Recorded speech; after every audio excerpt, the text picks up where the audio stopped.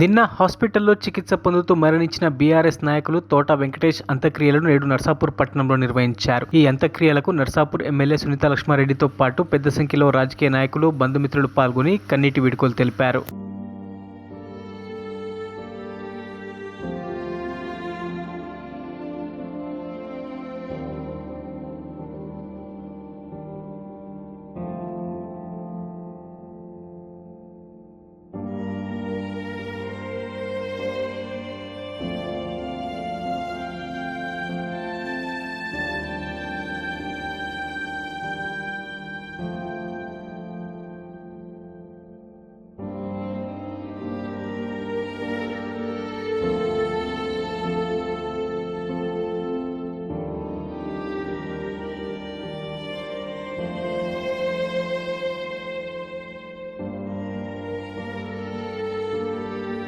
మరిన్ని అప్డేట్స్ కోసం మా ఛానల్ని సబ్స్క్రైబ్ చేయండి.